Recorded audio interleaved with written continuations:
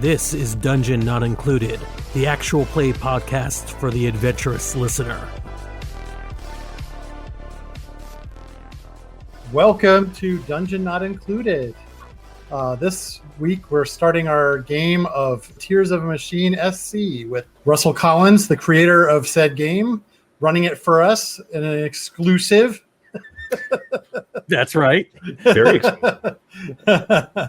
All right. Thank you so much for coming on the show, Russell. Well, thanks. Yeah. It's great to be here. I'm really excited. The game's going to be kickstarting shortly. So got all those fun pre-game jitters going on, but it's going to be a good time. Cool. You may notice that we are missing Alex right now. He is busy, so Russell is taking his place because as soon as someone gets ill or falls behind, we leave them behind. That's right. like a classic adventuring party.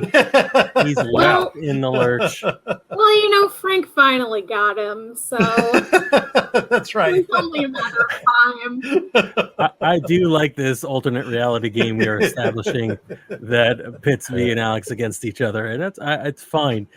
You know what? I'm gonna bring up the elephant in the room. Can anyone see Russell? I cannot. No. Okay, good. Wait, what's I just thought happened? It was me. Something's odd. Your screen went all kooky a minute ago. What did you do to me? No, wait, now I'm looking at my screen and it's all black, but I can still hear you. What have you done? Yeah, I'm not sure. Alex's revenge from the grave. That's right. Yeah. See, you spoke ill of him. And now he will not be replaced. Things are slowly returning to normal on my screen, so let's see if good. My computer. I can't see you, but this is an audio medium, so perhaps we should continue on and hope the problem resolves itself. Yeah, so for those of you who only are listening to the podcast and not the live video stream on Twitch, you're not going to know what we're talking about, but it is deeply uninteresting. So you're good. Yes, I am excited to play this game. I am excited for Russell to come run it for us because I don't know what level Kickstarter pledge it will take for Russell to come personally run the game for you, but we got in early, so we got it. Right. We're good. I didn't put that on the rewards list. Now I'm thinking, okay, well. Consider it.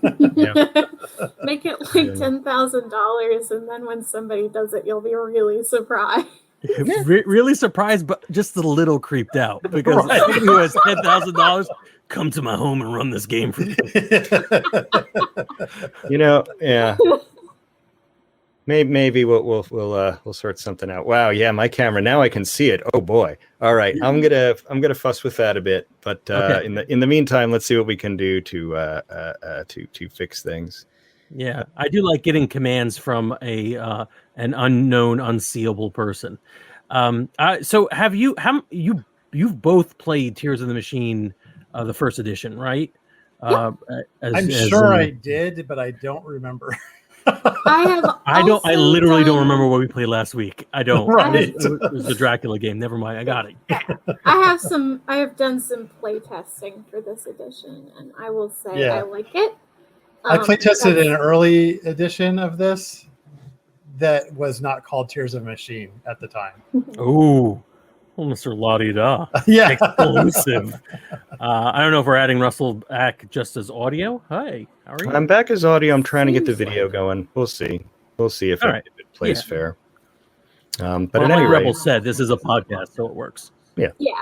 But I will say I'm not a big fan of mechanics where you have to keep track of a bunch of numbers, so I will say I enjoy this version a little bit more than the last one. That being said, I think they're both wonderful games. Mm-hmm. But, well, thank you.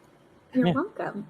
And moving in the proper direction in terms of liking the next edition more than the last. Yes. Yeah, I'm excited about it.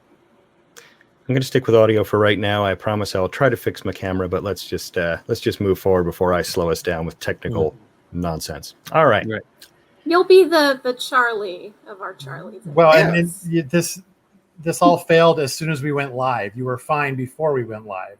Yeah. I could see Russell the whole time. You have to believe me. We just want you to all know that Russell is a real human being. Most likely, like flaw. It's not just some weird ploy to get you to listen to this. The game was not written by an AI. It was written by a person. That'll be the next sequel, anyway. Oh, nice. All right. Yeah, and this definitely is not a secret bonus for our ARG.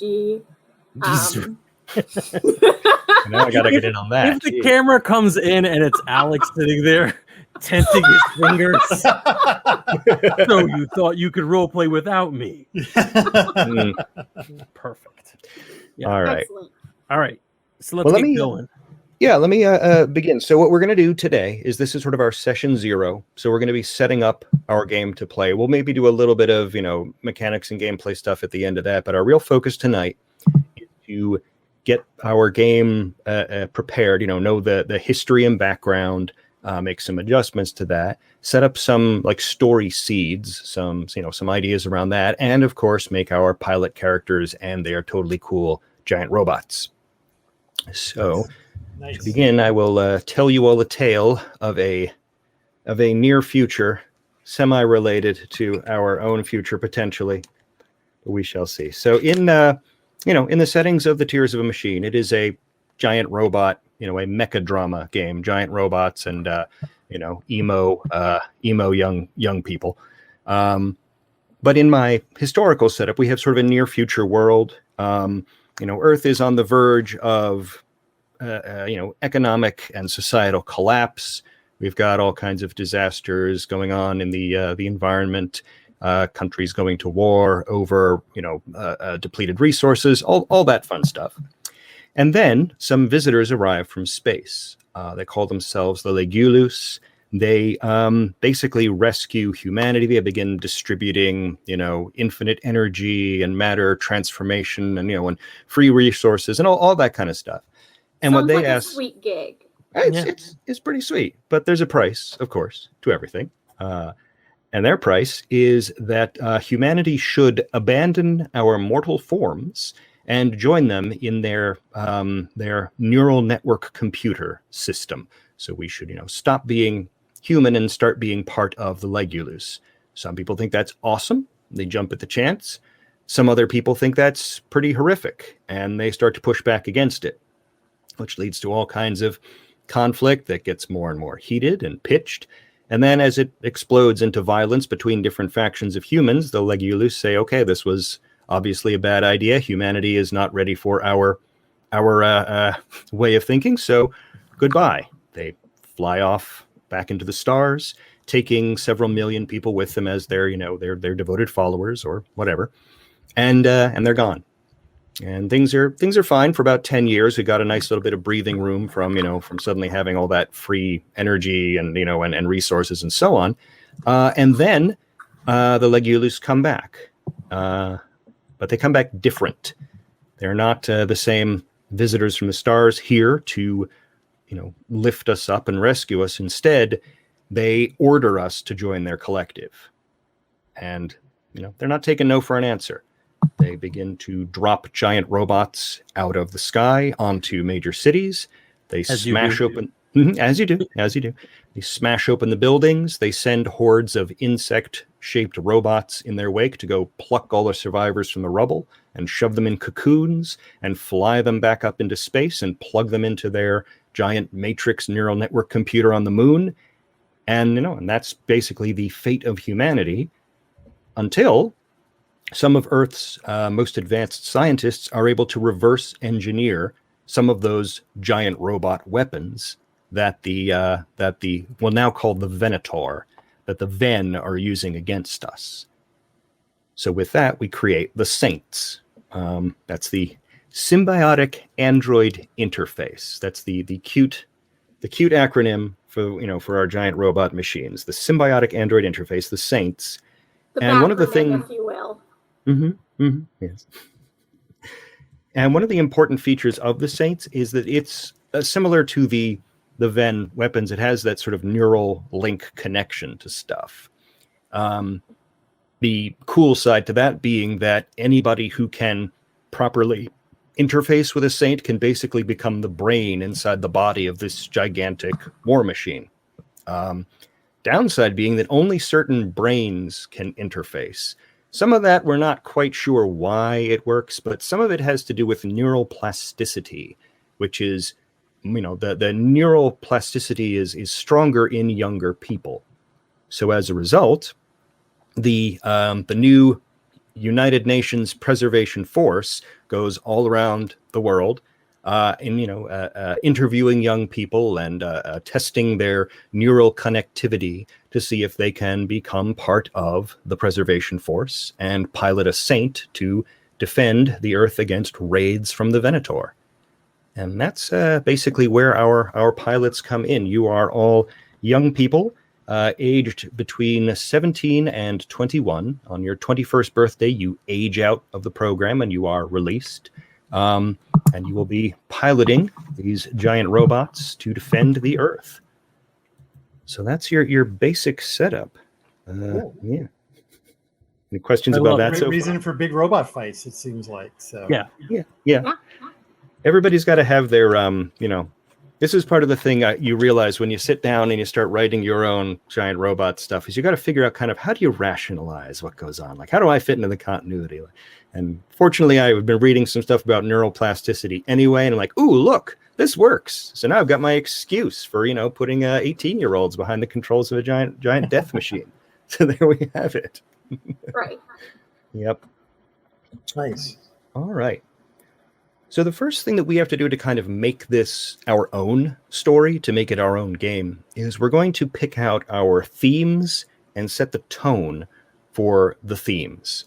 If you are in the Roll20 of the game, you will see there is a handout in the handouts list called Subjects and Tone.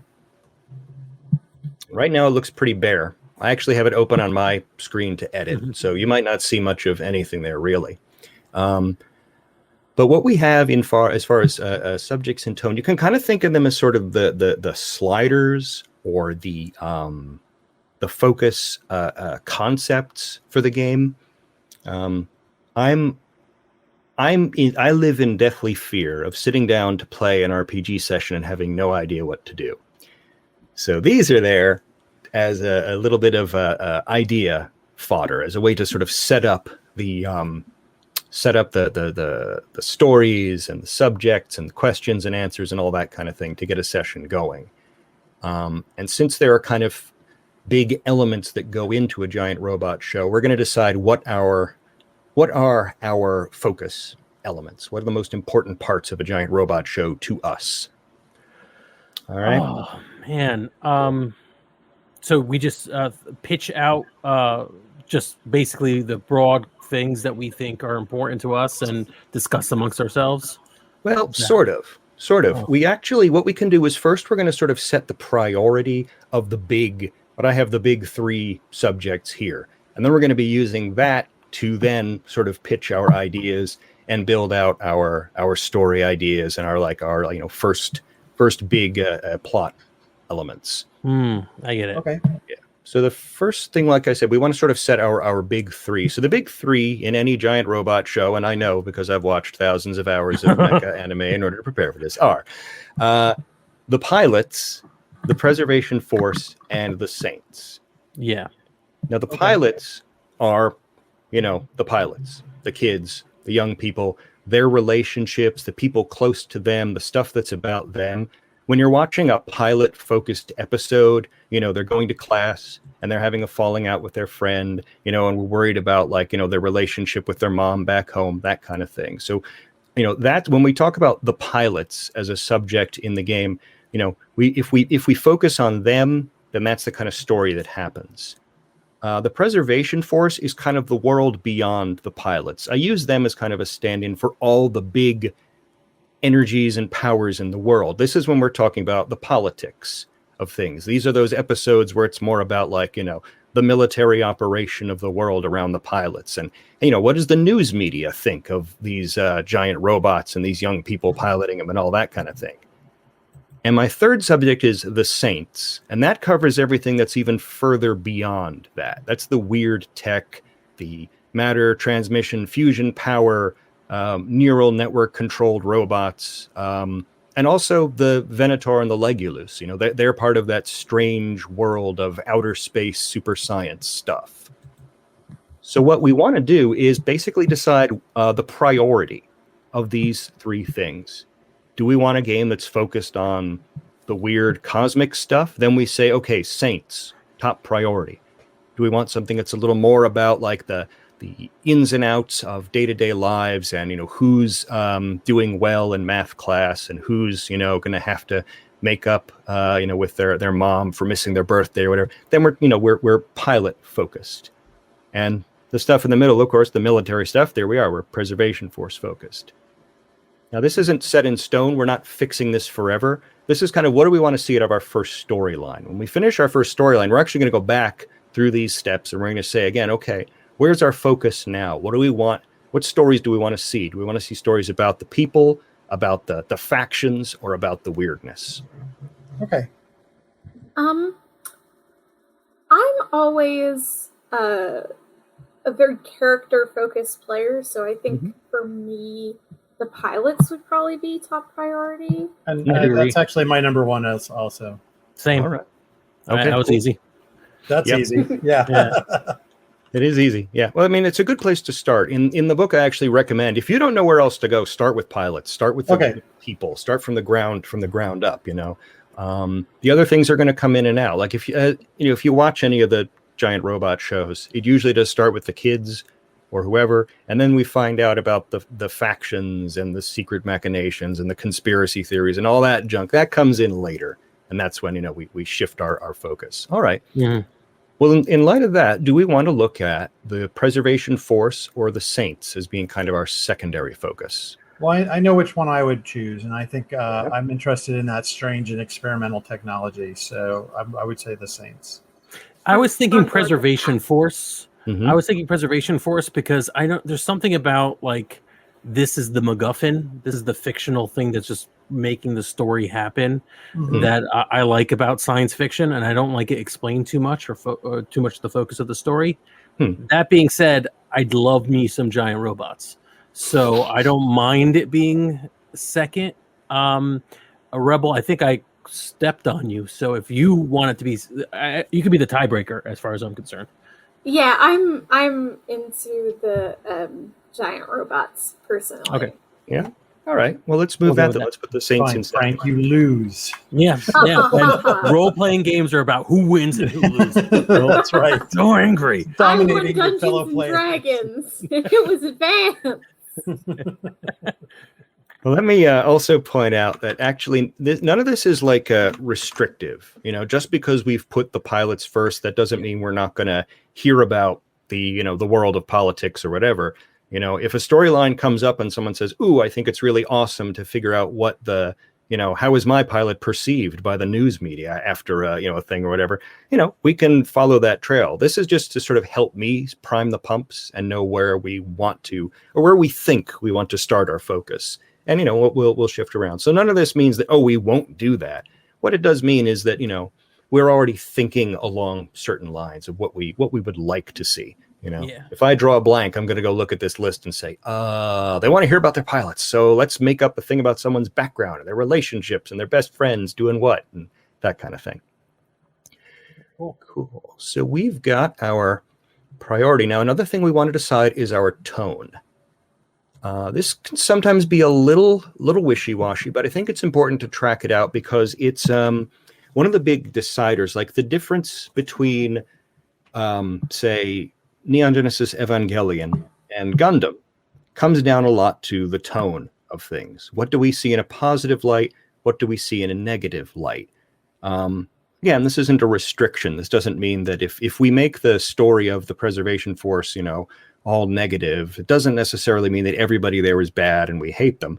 It means that we want to see stories in which it's that those organizations are cast in a negative light, and we have to be worried about them. And maybe part of our story is trying to turn something from a negative into a positive. Or it's about seeing something in a positive light, and then the story is about, oh no, it turns out that underneath it all, this is not so good as we once thought. So we want to go back through each of these three subjects, and we want to give each one a tone of positive or negative. So let's start with pilots. Obviously, positive pilots means we're going to be focusing more on, good relationships, people getting along with each other, friendly rivalries, that kind of thing. If we think that we want to see more of that in a negative light, then pilots are outsiders. It's a little more Neon Genesis Evangelion. Everybody's relationships are fraught. You're the outsider situation. You just had a bad falling out with somebody or whatever. Again, that's not going to be every relationship, but it means that you want to see some of those challenges come up first. I don't know. I kind of like both. I obviously it can go both ways throughout, but do either of you two have a preference? I'd say probably positive for pilots. I think this is a comedy podcast, so we should have at least so for the first time we're all going to get along? Is that what you're saying, Rebel? For the first time in 60 something episodes, we're going to actually figured out what Rebel's character is yet. So I just mean the levity has to come from somewhere, right? Gotcha. And I don't know that it's going to come from our other two sources. That's true. All right. Fair enough. Right. We're a family. We rely on each other. Positive. Yes. You're a family. Things are positive. Good.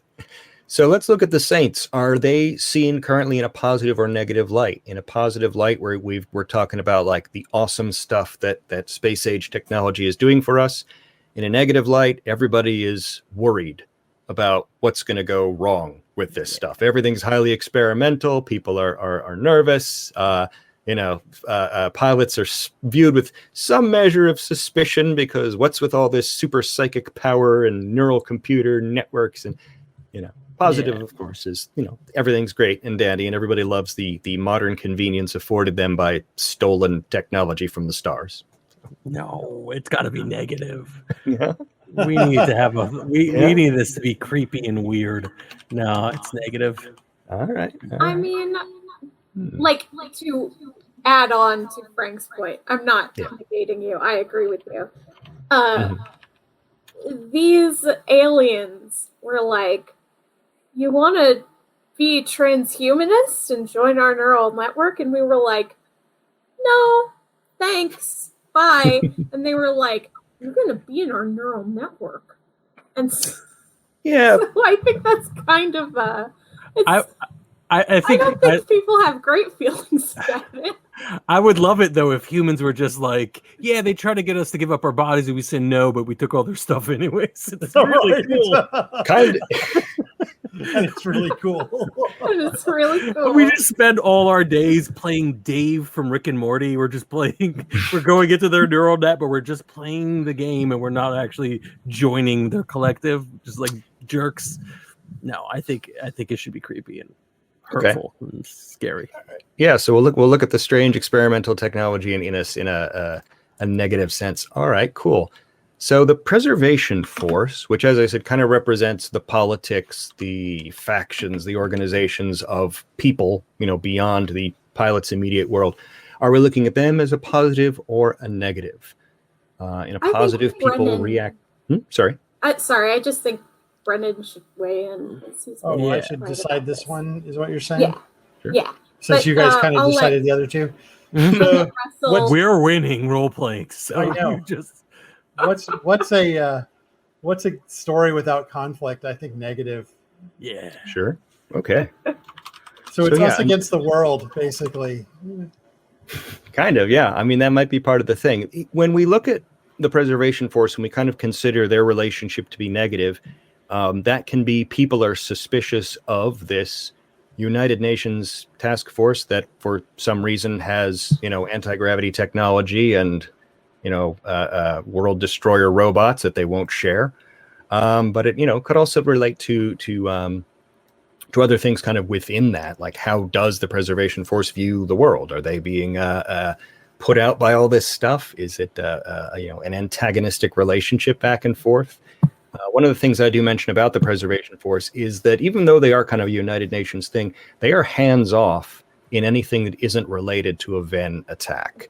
If the Ven attack a city, preservation force flies in, beats back the invaders, puts out the fires, sets up the medical tents, tries to, clear things away. But that's kind of it. If they then lift off and everybody decides to, start fighting each other over the food supply, that's not your deal. So that can lead to some pretty strained relationships between the preservation force and the rest of the world as far as where you fit politically and so on, But that's part of the deal. People don't want you to be able to send these giant super robots that only you know how to control into these situations. You get to strike this lovely balance that we can play with someday down the line. Nice. All right. Well, that's good. Yeah. So one of the next steps we want to do is we want to actually take these ideas and, like you said, Frank, we want to come up with some story ideas that can kind of spin out of them. I refer to these as kind of themes because they're like the theme of our story, etc., is this, that, the other thing. What I like to do is, based on sort of the priority of things, let's see if we can come up with 3 themes that fit under the idea of the pilots, and then 2 for the Saints and 1 for the preservation force. So we can kind of have our story ideas, but show our priority there. So let me give you a couple examples of what I'm talking about. I mean, I imagine some people already have some ideas of things they would like to do. But what I have sort of as examples of themes is, if we're looking at the pilots and we're looking at it in a positive light, then we want to, deal with those kinds of, day-to-day lighter subjects, How can the pilots refine their strategies to work together better? Who's going to win the track meet? Who's going to go to the prom with me? This is the lighter side of life as a pilot. So we can come up with a couple of... Mm-hmm. There's a Ven attack on the Pacific coast, and prom is tomorrow, and I don't have a dress. Could be a thing. Yeah. The like sort of... Let's talk about that. So like the... let's like prom. I do like prom as being... a thing we're concerned about. Who will go to prom with me, or just in general, just prom is coming. Prom is coming. It's like the anti-Game of Thrones. Yes. Prom is coming. Very nice. All right. I'm going to put down the theme, and the prom is tomorrow as a subject, as a theme we could play with. I like that. I'm sort of into we're like the underdog class of pilots, and we gotta prove ourselves in like the sports thing, whatever sports tournament they have for pilots. I like volleyball. That. Yeah. It's volleyball. Pilot volleyball. Yeah. Top volleyball Gun style. Tournament. Cool. Volleyball tournament. I can put that in there too. Yeah, I think that's a good thing. Volleyball tournament to, let's say, establish that pecking order, right? Establishes the pecking order of pilots. Yes. I'm not just going to say pilots. I'm going to say all cadets, so that there's a bigger pool of people for you to be up against. Yeah. For people who are watching us live, and there's a little bit of a delay, if you have any suggestions, please make them in the comments, and we will elevate one or pick one from there. And if not for pilots, then a couple of the upcoming ones are going to be Saints and Preservation Force. So throw in your ideas, whatever they are, and we'd love to hear them. Yep. I'm going to save changes to this document and then open it up to edit. So hopefully it should have updated for you, so you can sort of see what I've got so far. Good. Okay, cool. All right. Do we have one more suggestion for a pilot-related theme? We don't have to. We can move forward if you want to. But I have an idea, but just in case maybe somebody comments, we'll leave it open. I have one idea to pitch later on, if not. Okay, Sure. cool. Yeah. All right. Well, let's talk about an idea then for the subject of the Saints. Now, we're taking the Saints in kind of a negative, spooky direction. You know, the advanced super technology is out there, but it's a little weird, little upsetting, whatever. So, do we have any suggested story ideas for that? I definitely want to explore that neural link Mhm. part. I'm thinking that's a little creepy. Mhm. That when you're hooked into the neural link, your body's just like a drooling wreck.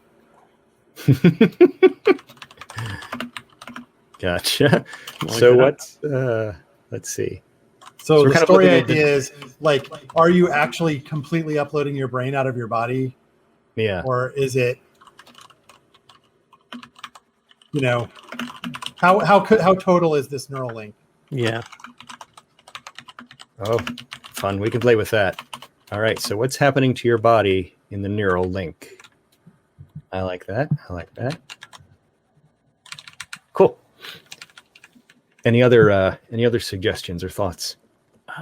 Just spitballing. What fuels the Saints? Like, what are they running on exactly? That could be a mystery. That could be very disturbing if we discover what it is. Puppies. That's right. It's Well, a literal puppy mill. they say fusion power, but you know. So it's just grinding up. Yeah, I mean, there's definitely, to some extent, there's got to be an official story for what they're running on. But you know, are we sure that's real? And what are the side effects of it? Maybe that seems something good. What is the Everyone okay with that? It's dangerous that? side effects. Cool. We want to leave Dangerous. that one open for another suggestion too, just in case. Okay. There's 3 for the pilots, 2 for the Oh, Saints, right. 1 Yeah. for. One. I mean, that's kind of if anybody has a really awesome idea, we're going to do it anyway. Yeah. I just kind of consider this a good Good starting guideline, place. sort of, to help yourself know where your focus is. Well, let's come up with something then for the, the preservation force seen in a negative light. What do we think is a good kind of story beat for that, or story what I'm looking for? Story. I have an idea for that actually. Mm-hmm. Mm-hmm. Oh, go ahead. Sure. Whoever's the head of the preservation force Mm-hmm. really truly believes that it is the most important thing in the world for humanity right now. Mm. That all other considerations are secondary. Leadership of presidential force insist everything else is secondary. Yeah, this has got some good Evangelion vibes, actually. Okay. Bankrupting entire nations in order to make sure that we can power our giant robots. Sure, why not? The So I alternative have- is unthinkable. I do have my. Yeah, I like this. I have my pitch for the last pilot one. If we want to go with it, Sure. Yeah. What do you think? The most popular cadet in our class passed, and we're really upset about it. It's a thing. I think that we don't need to get any more details than that. We certainly don't need to be specific, but I'd rather him. I don't think in combat. I think he was just a very popular kid, and he passed. And we're trying to figure out ways to honor him, ways to move on. Mm-hmm. Maybe one of us had a crush on him or her, or whoever. Right. On them, something like that. Most popular kid in our class passed. Popular cadet passed away. What should we do? Question mark. Good. Yeah. Nice. I think that feeds in quite well to what's actually sort of the next step in the process, which is we start making it a world with people. So we want to start to set up some of our cast. Now, our pilots, we're going to be members of the cast, obviously. But one of the things that I think we should do is just come up with a few rough ideas for NPCs.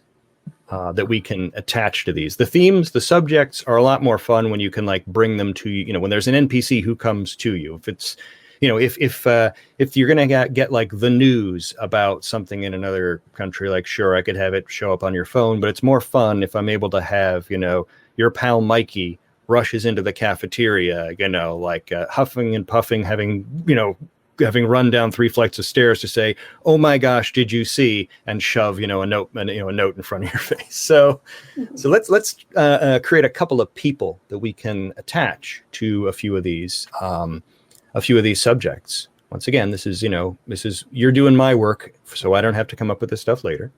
Love it. Yeah. So I guess my first question is, like, you said pilots and cadets are different. So like what's the like structure there? Like what are we looking at for our same age peers? Yeah. Okay. So the basically the cadet program takes in kids from 16 up to 18. And the idea is that you spend that 16 to 17, you spend that year from 16 to 17 trying to prepare yourself for your 17th birthday when you start doing synchronization tests to find out if you can make that neural link to a saint. And you have until your 18th birthday to successfully do so. And then you become a pilot. And you're a pilot until, you age out of that program. If you go that entire 17 year, you hit your 18th birthday and you haven't been able to successfully establish a neural link, well, then you either take that cadet training and go to, become a regular soldier in the preservation force, or you leave and you go back to do sort of your own thing.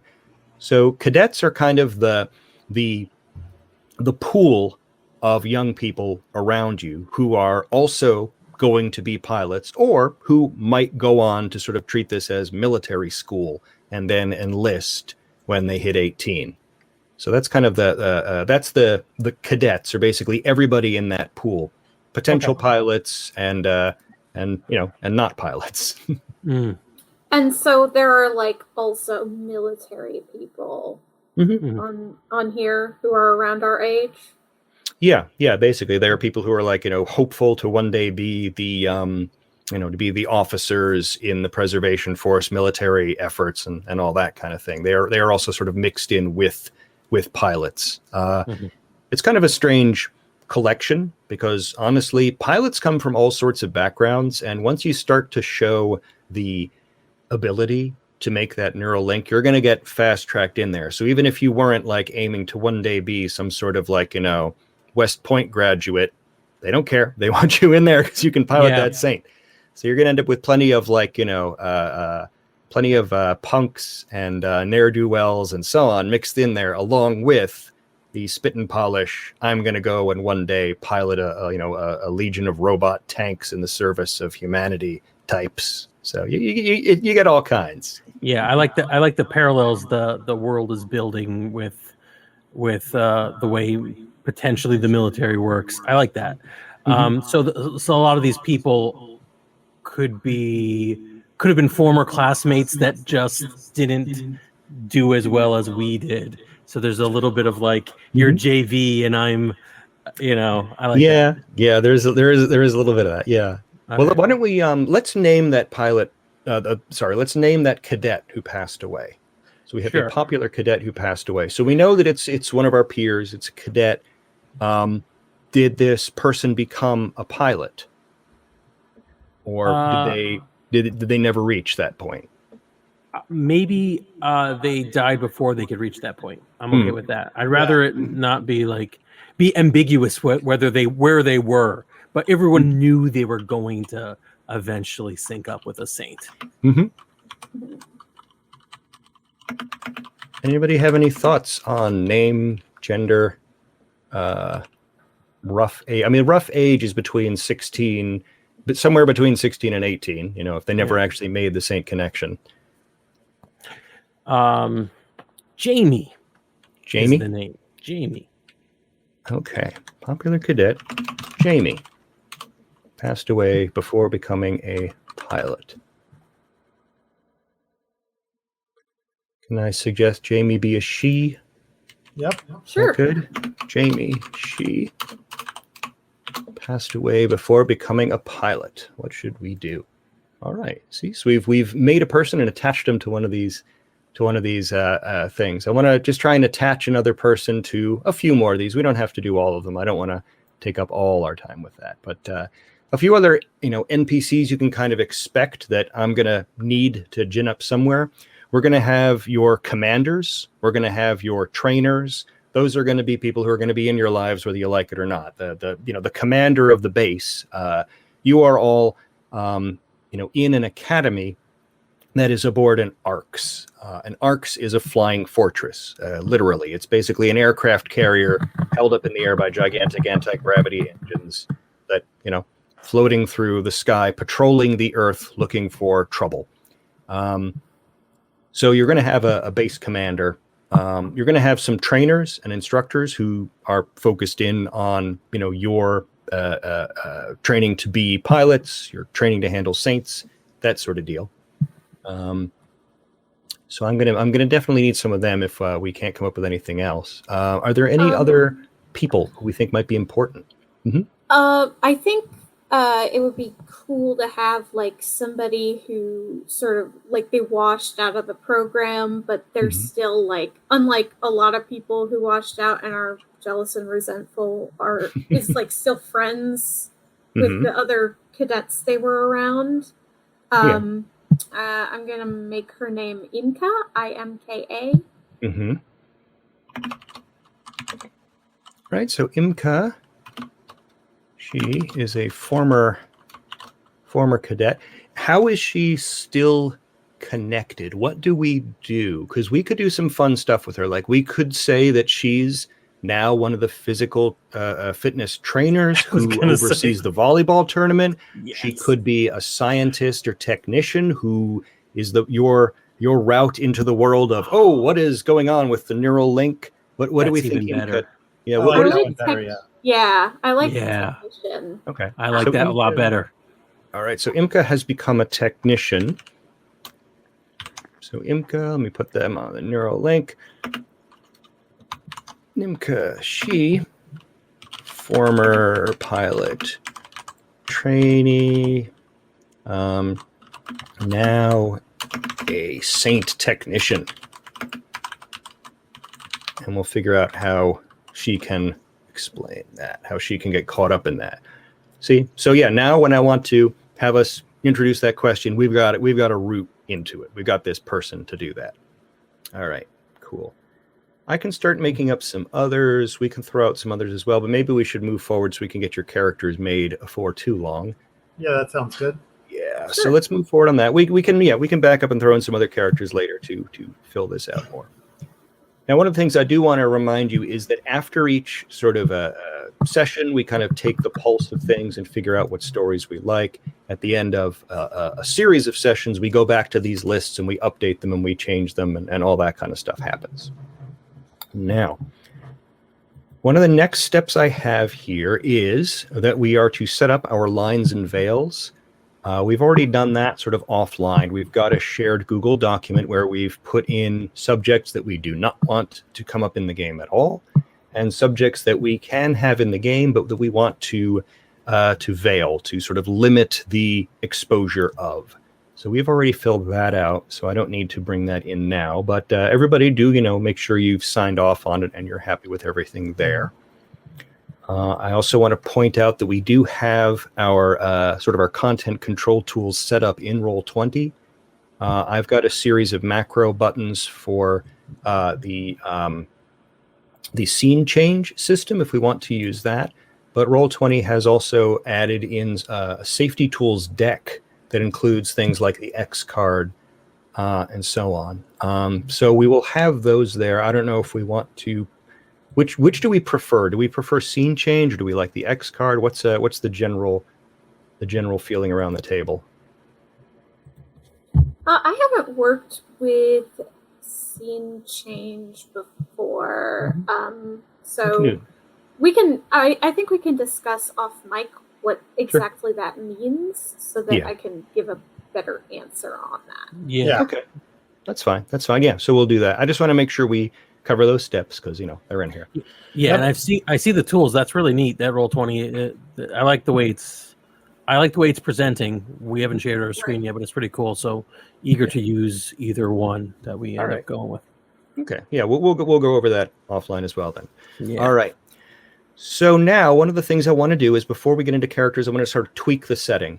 Now I sort of gave you a setup of what happened with the Legulus and the Venator and where the pilots are.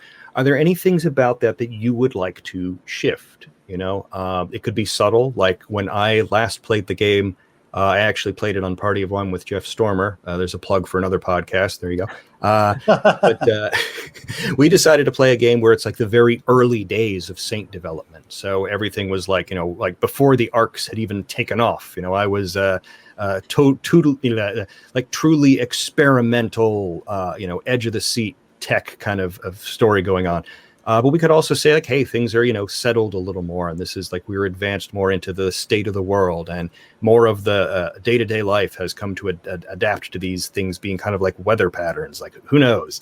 And I mentioned in the book, if you really want to, you could set this in an alternate reality video game with robots made out of magic goo and seashells. That's your your prerogative. But do we have any thoughts on changes we would like to make to the setting, or are we okay with sort of going with the boilerplate? I'm fine with the boilerplate, but go ahead. Is it all right if we age it up just a little bit? So you get drafted into the program when you're 18, Sure. just so we don't have to involve young teenagers in this. Sure, we can do that. Yeah, we can tweak the ages for that. That's fine. Let me make a note of that. Edit. So basically, just age everything up by 2 years is basically where I'm at. Sure. I'm not belittling that at all, but I do like the idea of aging. And don't write this down. This is dumb. But if we aged it up 30 years, so Brett and I would be like, yeah. It's your brain calcifying is what really makes it work. See, the thing about neuroplasticity is there's a little known fact that it actually becomes super flexible again in your 30s, and nobody knew this before. I actually just prefer that you need your brain calcified a little bit. You got to be really on your way out. You got to be like, I can pilot a robot, I guess. He actually making their fists on giant lawns. The actual science is kind of shifting on that stuff. People thought that neuroplasticity was a lot more set than it actually is, because people can do a lot to sort of retrain their brains even later in life. But a lot of thought around early learning focused on the idea of, it's much easier at young ages. Well, that's a neurology tangent. We don't need to get into that right now. One of our commenters said old man's war. Yeah. Oh, there you go. That's actually really good. Yeah. That could work. I love that show. That book. It's a book, yeah. I listened to the audio tape, so okay. It's a show to you. A show. That brain show. When your brain makes a show for things, the words are coming at you and you hear it, and then the show comes out. The magic of imagination. Oh, imagination. That's what that is. Yeah. That's the only change that I want to make to the setting. Sure. Yeah, we'll age people up a little bit. Yeah, we'd already done that a bit with this edition. My earlier edition of this game, this is actually the second edition of the game, for those of you who are unaware. In the earlier edition, I did have younger pilots, but I don't know. I was looking at media around it, and honestly, I kind of feel like really young pilots are sort of trapped in this age where interesting stuff cannot truly happen. I felt like I watched a lot of Cobra Kai as well, which also kind of reinforced to me that, hey, you know what? 17, that's where it's at. That's where things get really crazy, because now not only are you still a young person with young people's responsibilities, but everybody's looking at you like, oh, and you're going to be an adult very soon. So here, have some adult responsibilities heaped on top of you. So a lot more drama to be had in the 17, 18, 19-year range, Right. Mm-hmm. Because now it's not just, hey, can you pilot this giant robot? And also, have you thought about where you're going to go to college? All right. Are you taking your entrance exams for college? Yeah. Even though you are already piloting a giant robot and going to school? Yeah, but I mean, are you gonna like at 21? Are you gonna go and advance into officers school? Or are you gonna like, what are you gonna do? What are you gonna... All right. Anyway, As somebody who is in their early 20s, this is this is hitting pretty close to home. So. All right. We'll see if we can keep things lighter with the idea of prom. College prom. Yeah. So characters. I've already set up some basic character sheets for you in Roll20, so we'll try and go through those. They are rudimentary because I don't know how to format CSS. I'm working on that. We'll see if we can make them prettier later. But they might be able to get you started. Just a few things to touch on. That I do want to make sure that we know that pilots come from all sorts of backgrounds. I, encourage people to make the characters interesting to them. Make sure that when you are approaching playing a character of a background very different from yourself, you're making sure you've got the proper respect and representation in mind for those characters. I've got some words about that in the book. I think I can trust most of you to get the idea of it all. Just be aware of stereotypes and that sort of thing as you design your characters. For those of you playing along at home, we've already made some support characters, which is my word for NPC because they are supporting roles. But let's get into the pilots themselves. All right. So yeah, pilots can have any background. All you need is this sort of rare, barely understood ability to neurally link with a saint. You can come from any culture, any society, any ethnicity, body type, gender. You can have any disability, visible or invisible. None of that interferes with the ability to have that neural connection. It's this mysterious thing. So, you can come from a very broad option of backgrounds. So we're going to go through the steps of making your pilot. We're going to begin by creating a basic identity. We're going to choose or create traits for the way that you act and the things that you do. We're going to decide on a hope, which is, a driving force in your life and a thing you want to accomplish. And then we're going to create some links to connect you up to other characters, probably some other SCs. Then we'll, fill in the details around you, and then we'll get to your saint, making your cool giant robot. So I always say the best thing to do is start thinking about a person in general. Imagine them in motion or in action. What's an ordinary day for them? How do they deal with problems? Look at the subject and tone that we came up with. Look at those themes. How would you interact with those? If you want to make a character who is utterly contrary to all those subjects and tone and themes that we came up with so far, you're welcome to do so. I'm going to ask you why you wanted us to do those things so much in the first place if you're then going to throw them all away. But okay, that's fine. Whatever, man. I'm not you. But once you've got some ideas, then we need to start picking out things that go into your pilot's record. Now, the character sheet for Tears of a Machine is basically a couple of sentences that you fill in like it's Mad Libs. I wanted to try and avoid math as much as possible with this edition. I wanted to try and make a character sheet that, in effect, you could memorize if you could just memorize a paragraph. So that's why we've got all of the different features there in your character sheet, which might be marked out as like adjective, archetype, that sort of thing. Let me open up one of the character sheets so I can be looking at them along with you. So, I see names are already getting filled in. That's good. That's good. All right. Yeah, I have this concept in my head of just somebody who's very sort of out there. Like they're kind of weird and they're really into sort of witchy stuff. Gotcha. That's my whole concept at the moment. Gotcha. Okay, cool. So what you need to do, some of these are already filled in. I guess I must have tweaked the character sheet. I must have tweaked a character and it changed all the other sheets. Oh, good. Well, we'll put that right. Don't worry. So you need a name. You need to fill in your identity. I am name. And then you need to pick your age. And your age is, there's a range there for you to choose for how many years old you are. And then you're going to pick an adjective, an archetype, and 3 verbs. So the name and age are pretty self-explanatory. The adjective is a descriptive word for the way you go about doing things. This is how you like to approach every situation in your life. Anytime you can look at a situation and go to it with this direction, I can do that in adjective way, then that means one of your traits is brought to bear on the problem. So here's a list of some samples. You could be aggressive. Everything is a display of power, whether it's an argument or a volleyball match, or, just simply standing up and deciding you're the, you need to be the head of the line. You do so with aggression. Brash. You just dive into every situation. Cautious. You never do anything without a plan. Cheerful. Everything is always about uplifting other people. If you're going to do anything, you're going to do it in a friendly way. Earnest. You're eager to please. Everything you do, you're going to be trying to do, once again, with, to try to get other folks around you to kind of join in and appreciate what you're doing. Intense. You are laser focused. You can't work on anything if you're at all distracted by something else. Stylish. Appearance is what matters.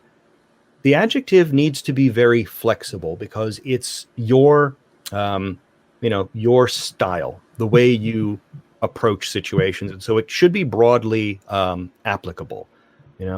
When you have to approach a situation that doesn't match up with your adjective, you're kind of losing an advantage there. If the person who's brash has to sneak around in the shadows, they are out of their element. And so, they are deprived of that trait being an asset to them. I think I have a list of them actually somewhere. Let's see. Yes. Pilot creation. Yeah, if you look at yeah. In Roll20, there's a category pilot creation, and there's a list of traits which you could look at. I will flash it up there so that it gets your attention. If there we are. So here's a list of some possibles. So mine already had a few of these filled in, which I actually like. Should I just leave them the way they are, or replace them, or do we accidentally all get the same few?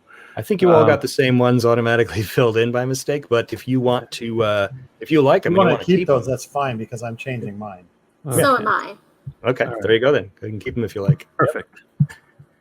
So what are we looking at for adjectives? Who's thinking what?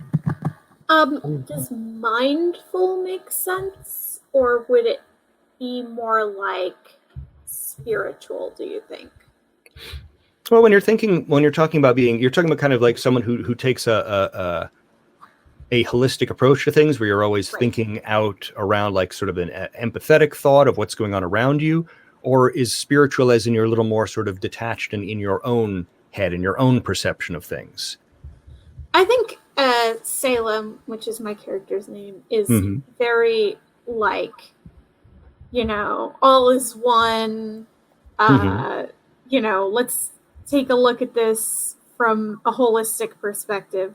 That was a great word you used. So I think, so holistic is very... Sure, that's fine. Yeah. Whenever you can come into a situation and you can try and attach it to the bigger picture, then there you go. There's a trait that'll help you to do things as long as you're doing them in that way.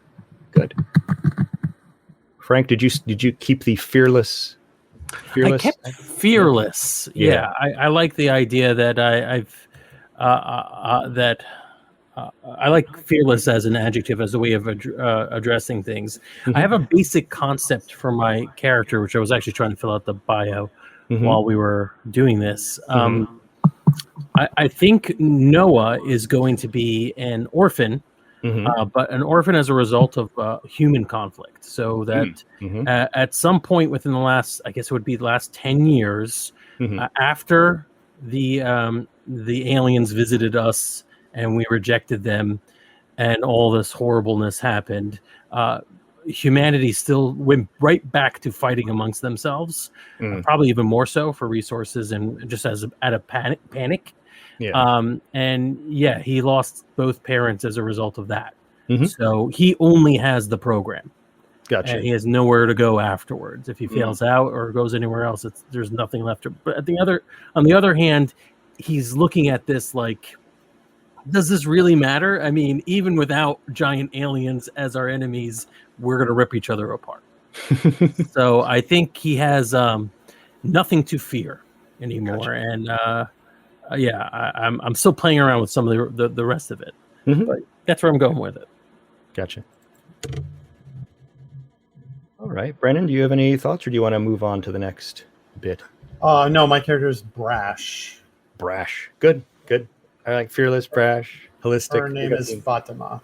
Fatima. Nice. Okay. So let's look at archetypes next. Archetype is kind of, if someone was going to put you in a clique at school, this is what they would throw you into. For adults, it might also be kind of an occupation or whatever. It's the niche or group you fall into. It's how other people might see you. It might be a career, but it comes with sort of a field of knowledge and expertise, a collection of skills or abilities. And it's also kind of your way to deal with other people of similar groups, So this is where we get into things like the artist, the brain, the criminal, the jock, the leader, the outsider, the royalty, the survivor, and, basically the Breakfast Club. We just Right. go through the Breakfast Club for our original list, and then we expand from that template. But that's kind of the group that you fall into when people need to sort you into a category, and that comes with sort of its package of related skills and abilities and expectations. I'm definitely the outsider. I mean, Yeah, outsider. Yeah. that was the whole Okay. idea that I came in with. So Interesting. Yes. So you're a holistic outsider. So you're always thinking about the bigger picture, but you have a difficult time working with other people toward that end. Absolutely. Okay. I like that. So yes, you like to act on your own. You're uncomfortable around people. Most people. All right. Cool. I definitely think in keeping with our positive pilot perspective, I think the three of us are friends. Like we're a friend. Oh, yeah.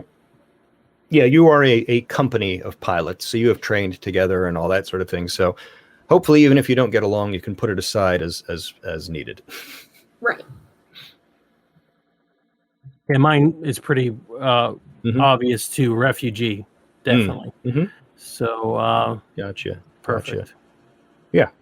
So that's kind of your background. You've had to make tough decisions. You've had to survive in situations of deprivation. Yeah, gotcha. Making good of the situation I found myself in and doing that as my way of addressing everything. Gotcha. All right. Cool. I'm a troublemaker.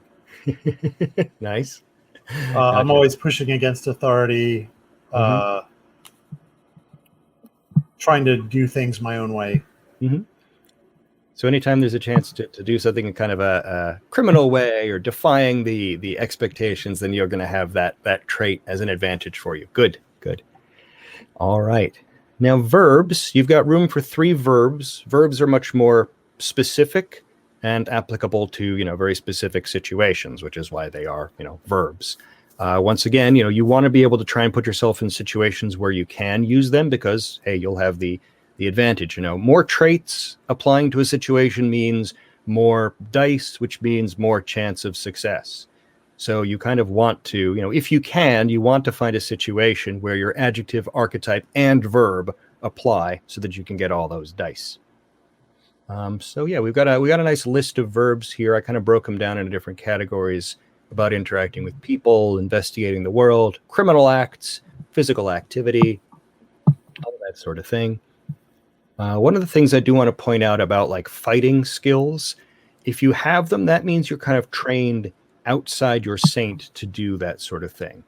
One of the fun effects of the saint is you don't need to be a martial arts master in order to throw a kick when you're in the saint.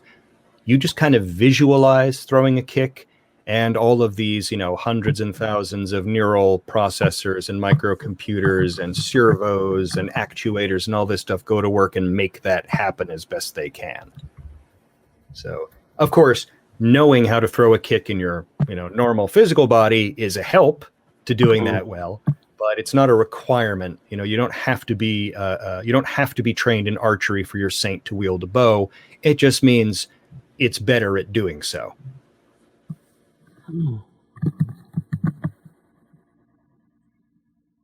So I wrote down as one one of my skills, Mm-hmm.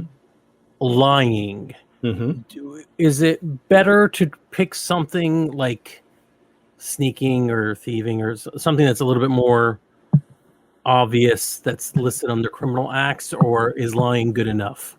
Well, I mean, I think lying could work. I think one of the examples I give also is deceiving. Which is about Deceiving, right? lying and cheating to conceal your intentions. Keeping someone unaware of things was one of my suggestions for that. Yeah. So that can be good. I think that is useful in an occasion where you have to provide a falsehood for someone. There you go. Yeah. That's a trait. Yeah. So the three traits I came up with were discovering, shooting, and disturbing. I think I'm really good at like unnerving people. I like that. I So you're think going to it look can for. also be useful in other situations, like good at disrupting, Mhm. like the van or whatever. If that makes sense. I can't wait to hear what your saint looks like. Yep. No, that's good. I like that. I think that'd be fun. We can play with that. Yeah. Brennan, how are you coming along? What have you got? I'm looking at intruding, fighting, and protecting. Nice. Okay, good. All right. So I had protecting and fighting as two of mine, but they're not. I'm not committed to it. Let me go back and see if I could come up with something else. Okay. Sure. You don't just like as Rebel did. If you want to suggest something not on the list, go ahead. The list is here to help you get started with some like basic things that I think I largely just copied out of other books in order to fill out a list. But right. Anything that you think your pilot would be good at doing, or that they do a lot. That's another way to think of it. What's something you do all the time? I think empathizing instead of protecting, because I do like the jerk that Brennan is playing, being the protector. I like that idea. I like the disconnect in a way. It's like me playing Mass Effect, right? Yeah. That's exactly me in Mass Effect. Actually, I every rude conversation option I take, unless it's my crew, in which case I am fiercely loyal and defensive and all that stuff. But everybody else can go jump out an airlock. Brennan is playing the character I usually play. Which, yes. I think the Japanese term is a tsundere. Well, that's good for a game with giant robots. Right. I think I like empathizing, discovering, and deceiving. Sure. Okay. Yeah. Nice. I like it. There's a lot of psychology going on in there. Good. All right. So we've got our adjective, archetype, and our verbs. So the next thing we need to look at is our hope. This is the second sentence of your pilot's description. Hope is what you want most in life. It's made up of two parts: an ideal and a path. The ideal is a trait, so it's another thing that can get you a die. If what you are doing is a thing that reinforces your ideal or that carries out your ideal, then that's another die you can use for the action. Now, an ideal is an ideal. It's something you can never achieve. It's just that thing you're always striving towards. A path, which is the other part of this hope, is a achievable goal or a short-term goal. And the reason that's important is because when you have a scene or an action in which you do that thing for your path, that's how you earn experience and character upgrades, by carrying out your path. So I've got a list of ideals as well and paths as examples up there too. So like big concepts here, like acceptance. I want to find a place to belong. Affection, you're looking for human connections. Affirmation, you want praise and encouragement. Duty, a strong person is a responsible person, is the way I put it up there. Excellence, you want to be the best. Freedom, novelty, preservation, recognition, stability. These things can also, tie into other traits. One of the things I like to point out to people is I don't mind your traits really having a lot of overlap. It just means you're very focused. That just means you kind of have to make sure that whenever you approach a situation, you want to try and have enough control over it that all that focus is useful. You don't want to have to defy yourself, or you'll come into a situation with very few traits and very few dice to see to your success. Mm-hmm. So my hope, my ideal is justice. Nice. Okay, you hope for justice. Now, the path, as I said, is kind of a short-term goal that demonstrates that ideal. It's something you can do in a story. It's something that you can do in a in a significant scene for your pilot.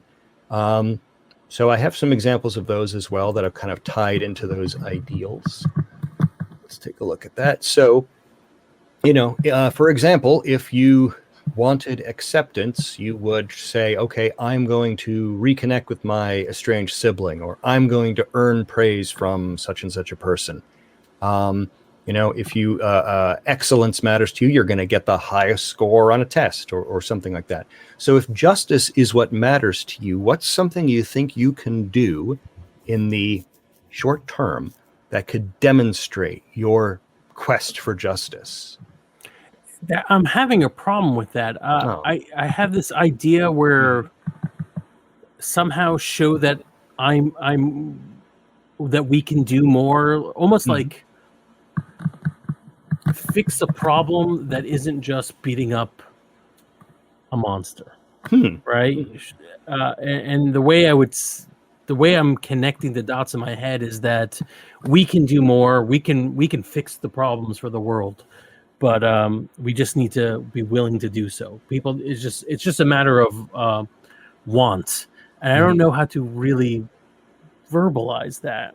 I would pick like a problem that you want to solve now. All right. You could try working it backwards. Let me go back on our traits and our subjects and tone and attach it to one of those. I think that would be more the volleyball tournament. Justice. Well, that's why that stuff's there to help you think back. Okay, how do I build this web of story out of these ideas? So roll back to that. It also might help if your ideal seems unattainable. Start from a path.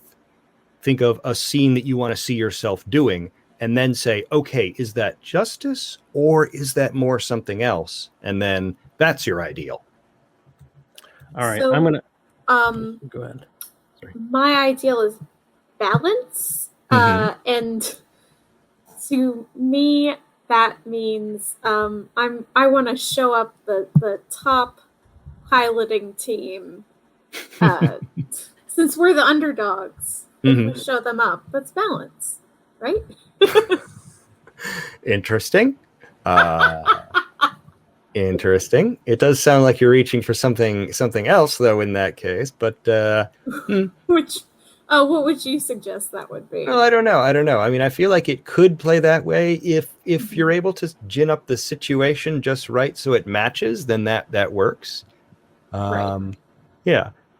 I think you're going to have to do more of the heavy lifting there than I am. Okay. But that's fine. I mean, the stuff that's on your character sheet, remember, this is all just story ideas, and I do want you to feel that you have the opportunity to be proactive. A lot of what I want to do with Tears of a Machine is give you opportunity to set things up. All this stuff on your character sheet, especially your path, is a chance where if we have a moment where I don't know what to throw at you, you can say, hey, I would like to see such and such happen, and we go and we have that scene, we have that action, and the path is one that you want to have happen because, hey, I want to see this scene because that means I get my experience points. So right. I think I'm having the same problem as Frank, which is like the ideal I came up with makes sense for my character, but I'm not sure how to translate that into a path. Okay. Well, yeah. If you see that as a way of restoring the balance in the near term, then I think that's fine. Honestly, Yeah.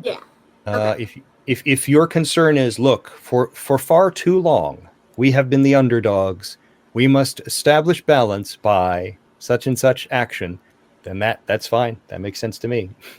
Yeah. You just have to make sure that it happens. Right. All right. How else are we doing? Brendan? My hope is for acceptance. Mm-hmm. And I want to get someone to tolerate me enough not to reject me. Oh, okay. Gotcha. That'll be interesting. Because I'm brash and a troublemaker, and I tend to push people away by my fairly abrasive personality. Gotcha. So it's interesting because you're setting up a scene for yourself where you're actually kind of working against some of your traits. So that'll be interesting. Yeah. That'll be interesting. Yeah. You might have to sort of figure out how to do that without the trait assistance. But there are other ways to get assistance. Don't worry. There are other mechanics in place to help you deal with the situation where you are at a disadvantage. Frank, how do you feel? Good. I think I'm going to go with show that the preservation force should do more for justice. I could see this. There are two different ways that, like, the big tie-in is going to be with our preservation force, the leadership of the preservation force, insisting that everything that's all they should focus on. They're the most important thing, and that's all they need to do, and never getting involved in any other issues. So I'm definitely going to be like, I'm always going to try to show that we can fix it. We can fix all the problems in the world if we just are constantly working and never giving up. I like that. Yeah. You're going to be, there'll be some activism, so to speak. All right. I like that. Good. Okay. So we've got the first two sentences of our characters done. Now we need to come up with a link. A link is a relationship to a specific person. This person is meaningful to you. They are also a trait. They are another source of dice. So if this person can be in a scene with you, or if they can be closely related to a scene or something that you're doing, then that will be of advantage to you. So we need to kind of make up that person. You have to decide who they are, how you know each other. And that's basically what you need to know. So, like the example I give is name is my best friend, name is my bully, name is my supportive training teacher, name is my absentee dad. It doesn't have to be a person you see all the time. It just has to be someone you can kind of tie into the things that you're doing. Even if they're just a big motivating factor in your life, that can count as long as it makes sense with what situation you find yourself in when you call upon them or call upon their memory. So let's see. So far, we have created a couple SCs. We've already created Jamie, the popular cadet, right, and we've made up Imka, the former pilot trainee who's now a Saint technician. So those are two people who are out there already. I am, of course, happy to suggest more names if people are looking for something specific, or if you have an idea in mind, you can go ahead and speak up. This doesn't have to be a positive relationship. Oh, no. It can be a rivalry. It just has to be any kind of relationship. It could be your bully. It could be your best friend from high school who is now estranged. It could be any kind of relationship, just so long as it has a strong impact on you. I made my link with Imka. Mm-hmm. I said that she is my best friend because we both struggled to connect with the Saints while the rest of the class moved on. Gotcha. Okay, I've got one. Mm-hmm. Raj is my enemy because they are my trainer and want me out of the program. Oh, Raj is your enemy. Out of the program. I'm going to add that character here. Let's see. Raj, Fatima's trainer. I'm going to go collect all this stuff later. That's fine. But I just wanted to also make note of that quickly for myself because I think that's an important one. All right, good. Frank, what do you have as a link for Noah? I'm going to go with, we might as well bring Jamie in. Jamie is my unrequited crush. Oh, boy. I never told her how I felt. Oh boy! Wow, that's good. See, I thought you said you wanted positive. Now look at all the tragedy we've already dredged up. Yeah. I mean, I think it's impossible to not have some degree of tragedy when we're talking about sending young people into a military operation with the deadliest weapons known to mankind. But, hey, Right. it's all part of the genre. Yeah. All right. We are nearing the end of our characters. Let's just talk down the other things that are on the character sheet. Ego is your sense of self and self-importance. We use it as a resource for points, like willpower points in World of Darkness, or story points or whatever. You basically get to use an ego point to change the results after you roll the dice. You should all have 3 ego points to start. Angst is worry, anxiety, fears, like minor inconveniences, stresses, strains. You'll start with 0 of those. They are the little nagging problems that kind of build up in your mind over time. They won't really affect you directly, but when you get into the Saint and start to control the giant robot, Saints don't know how to deal with hurt feelings. They know 2 things: crushing and not crushing. And things that are more complicated and in the middle of all that, they start to struggle with. So if your angst starts to build up, your Saint is going to have a difficult time relating to you. We'll talk more about that as we get into our Saints. Troubles are the negative outcomes of situations that linger, that stick with you. You don't have any troubles at the start. If you foul up a situation, you'll come away with it with a trouble. Something that's going to hound you, that's going to make later interactions more difficult, and so on. An important thing I do want to point out about a trouble is troubles are always temporary. They are things that you can put right or correct. They're not... a trouble could be a chronic condition, but what that means is your chronic condition is affecting you in a way that you have to take special steps to manage it, but they're not kind of a situation, really. You have no troubles because even if your pilot has a chronic health condition, right now they have what they need to manage that sort of thing, and support through preservation force, medication, whatever it is they need, they've got right now. But when a bad situation happens, you'll come away with a trouble, a temporary condition that's going to put you at a disadvantage until you can put it right. Okay. So details is what I ask you to fill in next. A few things to consider: pronouns. What's the correct way to address you? Birthday, at least the month. We kind of need to figure that out because eventually you're going to age out of your pilot's career. So if you don't have a specific birthday in mind, at least kind of think about the month so we have a rough idea of how many years your pilot has. Each story of the game, we track that as a measure of time. It's assumed each story covers a couple of weeks, not exact, but that you'll get about 3 stories out of a year of your pilot's life. And after so many years, they're going to need to retire. Appearance, what are your standout features? How do you wear your hair? What color are your anime eyes? Have you modified your academy uniform with a whole bunch of patches and buttons? That sort of thing. You've got that sort of pseudo school, pseudo military academy uniform to wear when you aren't in the giant robot. Upbringing, what environment did you come from? Does it have a strong influence?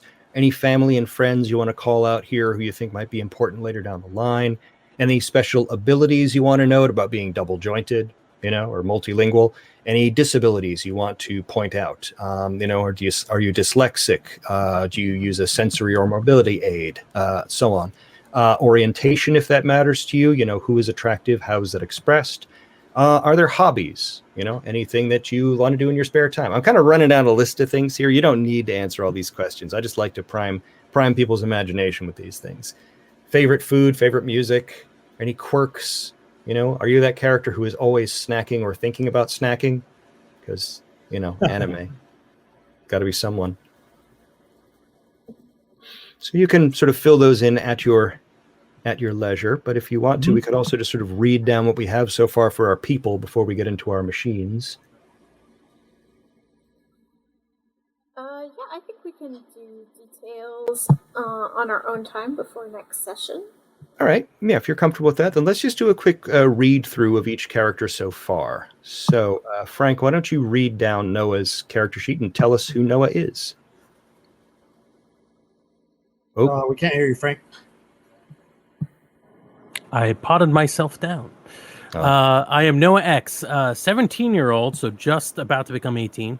Mhm. Or I could make it 18 if that's better. Sorry, we aged it up a little. Yeah. So Go ahead. you'd probably be 19. Okay. I am Noah X, a 19-year-old fearless refugee. Mhm. Pilot, good at empathizing, discovering, and deceiving. Mhm. My hope is for justice. It matters to me, so I will show that the preservation force should do more. Mhm. And Jamie is my unrequited crush because I never told her how I feel. Mhm. Delete that. Yeah, that's what I've got so far. Cool. Let's Brennan, would you like to tell us about Fatima? Sure. I am Fatima Shirvani. I am a 19-year-old brash troublemaker pilot, good at intruding, fighting, and protecting. Mhm. Acceptance matters to me, so I will get someone to tolerate me enough not to reject me. Mhm. Raj is my enemy because they are my trainer and they want me out of the program. Mhm. All right. Rebel, would you like to give us the rundown on I had the name a second ago, on Salem? There it is. Sure. I am Salem Byrne, a 20-year-old holistic outsider pilot, good at discovering, shooting, and disturbing. Balance matters to me, so I will show up the top piloting team.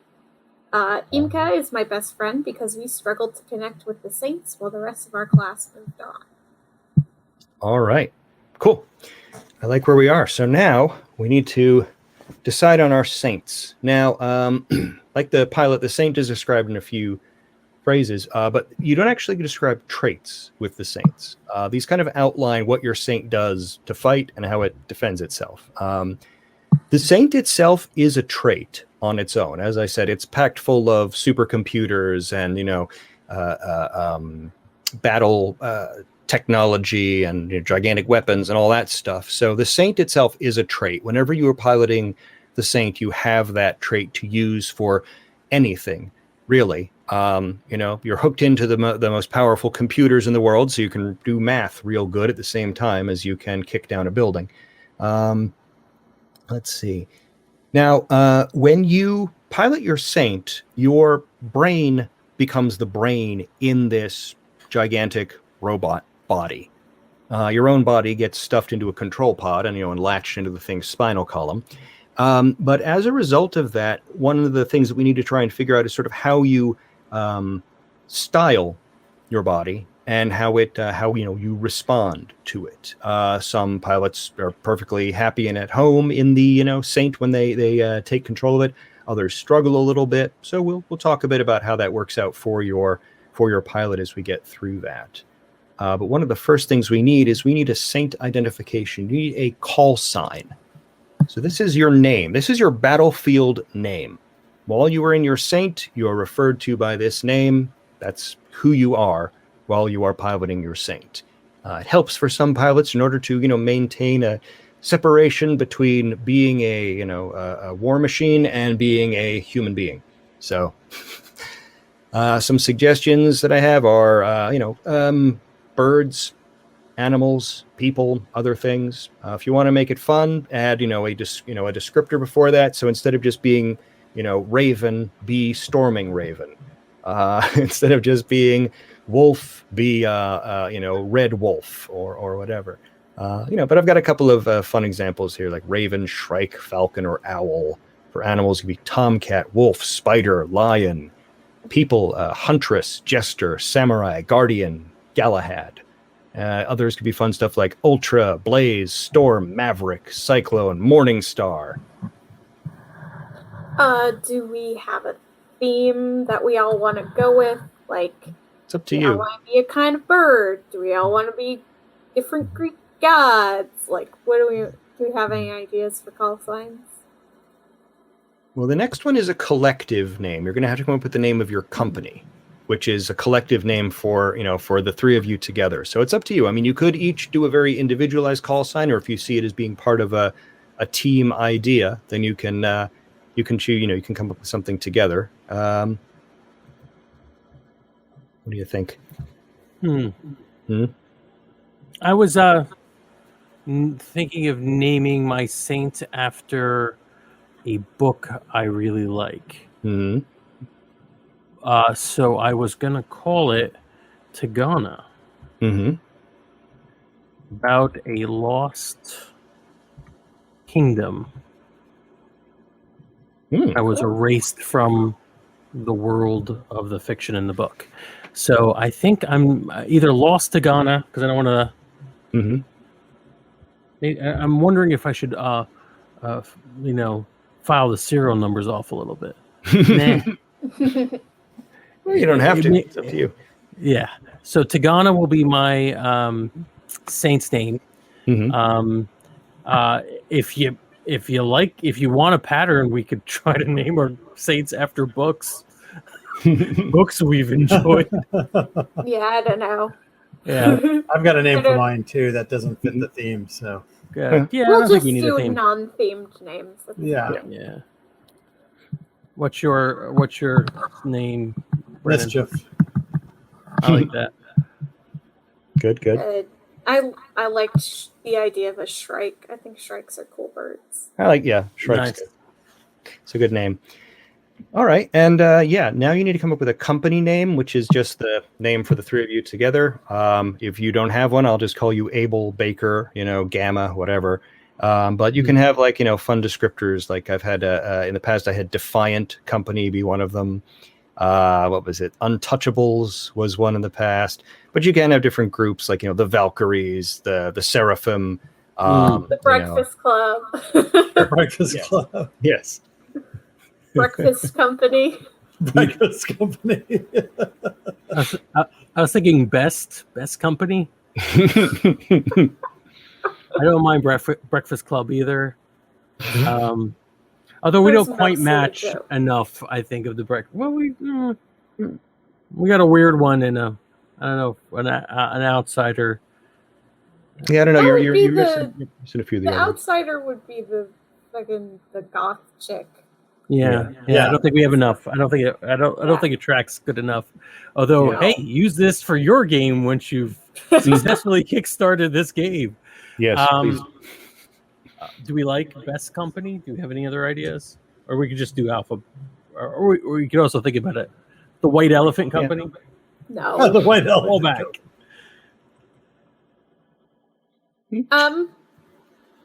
I don't have any better ideas. So. All right, maybe that's one of the ones we'll fill in during downtime if inspiration strikes, or if somebody watches or listens to the podcast and lets us know, then we could use totally that. Awesome idea. Yeah. Gotcha. All right. So you've got your name and your company. The next thing to talk about is how your saint fights. Now, you're going to have 3 pieces of gear. Gear is not a trait. Gear is actually a lot more like an ego point. It's kind of assumed that you're always fighting with the weapons you have at hand.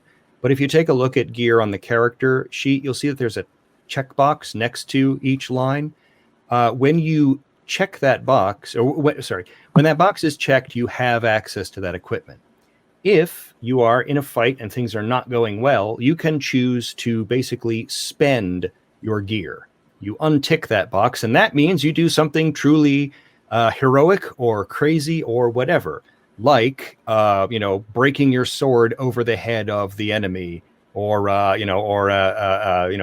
firing the gun so much that the equipment melts or whatever. So that's kind of why you have those check boxes there. So you want to think of 3 components that you use in your fighting style. There's a nice list of those as well. I want you to feel free to make up your own stuff. If you've got an idea for a totally awesome Gundam, layout for your robot, then by all means suggest those things. Make sure they have cool names, though. You can't just be like, oh, I'm that robot that's got a scythe. It's got to be the Death Scythe. But there are also plenty of other examples here of your main weapon, your backup weapon, your defensive equipment. And I've included things like, sniper rifles, rocket launchers, missile arrays. I love that missile array. Mm-hmm. Yep. Yes. I love that missile array. Yep. Giant spears, giant hammers, giant swords. But then also, smaller stuff like you have pistols or throwing knives or, knuckles that extend off your fist on an explosive bolt. But then there are defensive equipment like armor, specialized reactive armor, shield, holographic cloak, jump jets and skates so you can fly around, a full-on flight unit if you want wings attached to your back. The thing to think about with gear is, like a trait, you kind of need to be able to narrate or describe the situation where you can use it. If you've got the flight unit on, you can't really be using that on narrow city streets. So you've kind of told us, all right, I can't make use of that in this situation. If you haven't given yourself a long range weapon, then you aren't going to be fighting at long ranges. You're always going to be fighting up close and personal with the enemy, which could be just fine most of the time, but it might occasionally put you at a disadvantage depending on what the enemy is packing. So a lot of it is sort of narrative or description or whatever, but just think about what options you are opening yourself up to or closing yourself off from, depending on which pieces of gear you think make up your typical kit.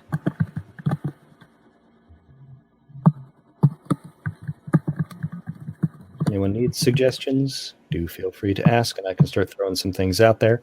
Otherwise, you can just open up a Gunpla catalog in another window and look down that until something cool pops up. Yeah, so I made up my own thing because I like the idea of an archer. So the RTMS bow for long range. Nice. So got a long-range Artemis bow. Very good. Very good. I hope people can hear me smiling. I keep looking down and realizing that I haven't been able to get my camera to work again, but I'm scared if I try to turn it on, something else is going to turn off. So I've just been riding along with no camera.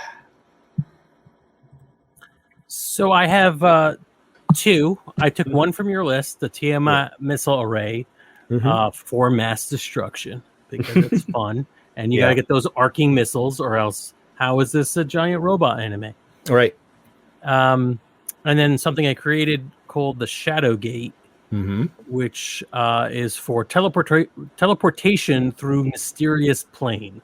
So I could just pop up in different locations by going through some little understood metaphysical plane of existence. Nice. I like that. Yeah, feel free to get inventive. This is the weird. This is where we get into that weird sci-fi tech. This is that strange, bizarre super space technology.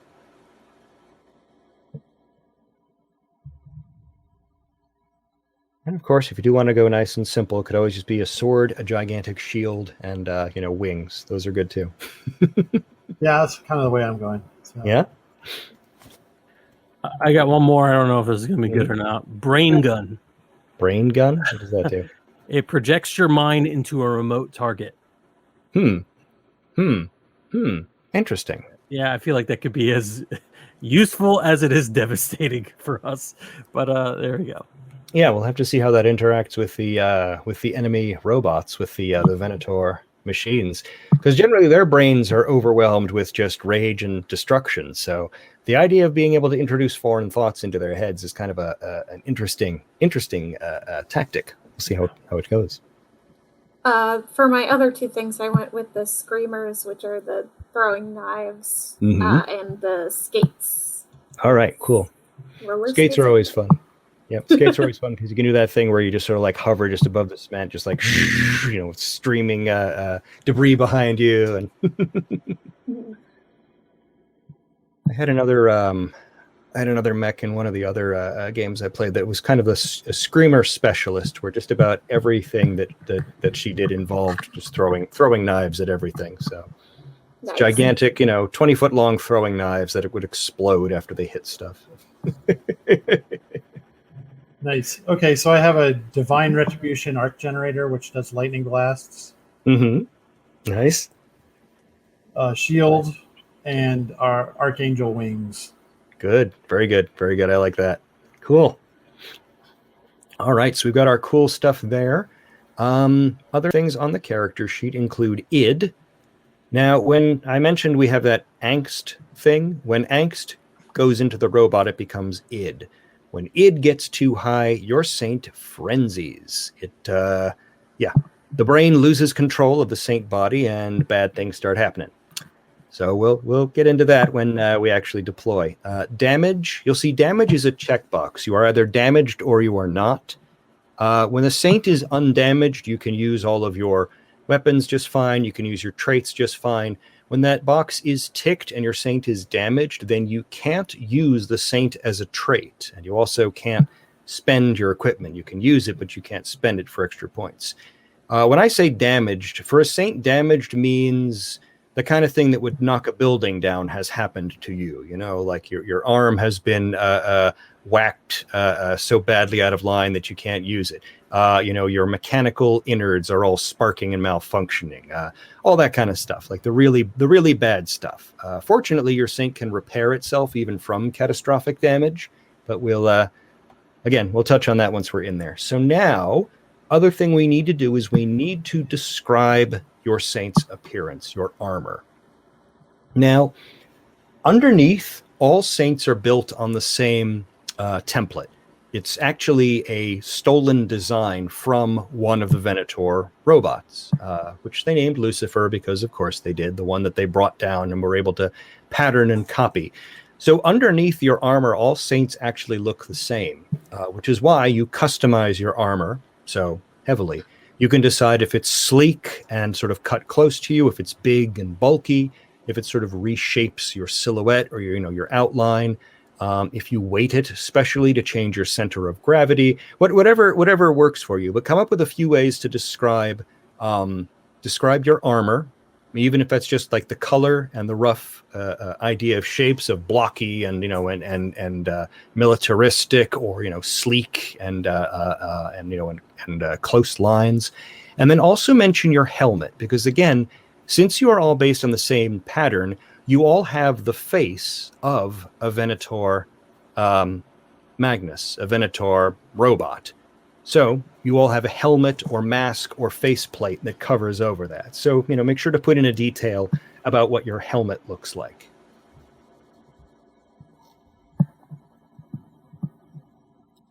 Sound good?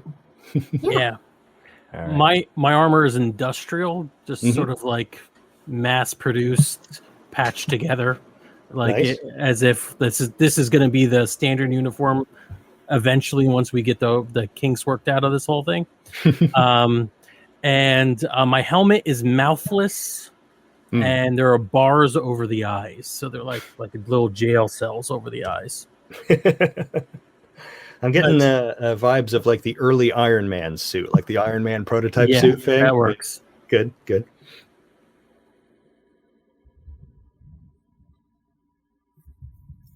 So, yeah, mine is black and silver, sleek and cut close with a skirt-like protective fabric covering the legs. Mm-hmm. And the helmet is an archaic Persian helmet with a full veil. Nice. Yeah, I like that. Mine is also sleek with like feather designs on it, and the helmet has sort of like it's like got a beak, and there's like a mask sort of shape over the eyes because strikes have like a color pattern like that.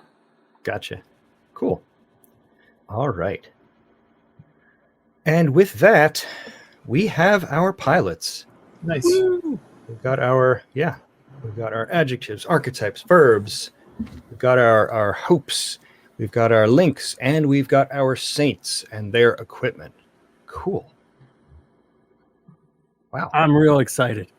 Yeah. Thank you for walking us through. This was actually It was cool that I had my kind of the idea for my character walking in, but then going through it step by step really fleshed them out better than I would have if I had just sat there and filled out a character sheet. So thanks for that. I like the way you did character creation.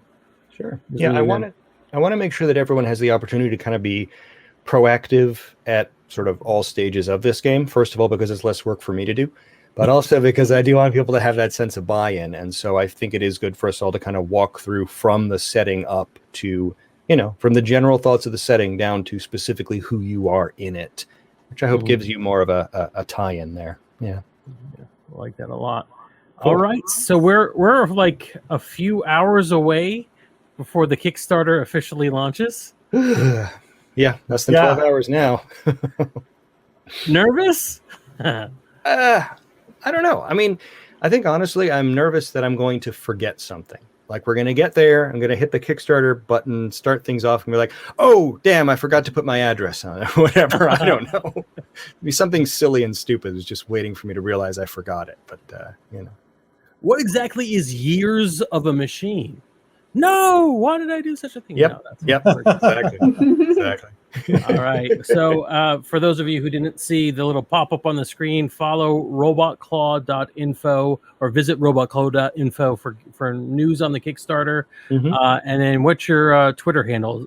At robotclaw? Yes, at robotclaw for the Twitter handle. If you want to, you'll get all the announcements and all that stuff tomorrow at 9 a.m. Eastern is when this thing's meant to go live. And yeah, then it'll be up there on Kickstarter. I'm real excited. We hope I'm mostly excited that I get to play the game. I'll be honest.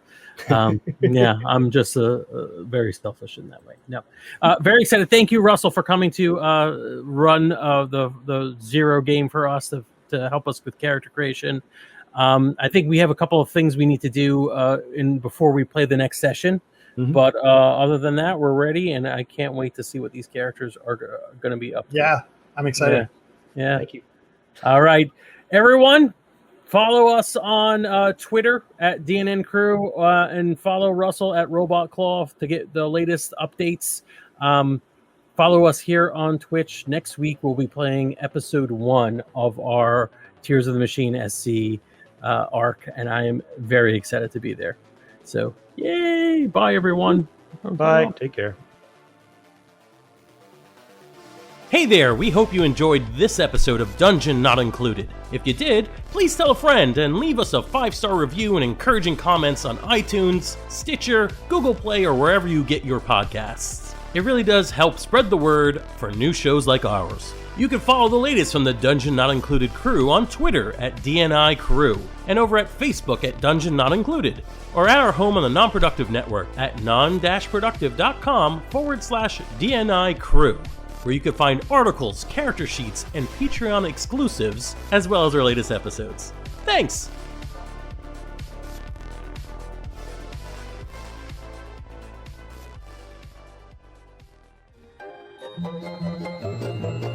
This has been a non-productive media presentation. Executive producer Frank Hablawi.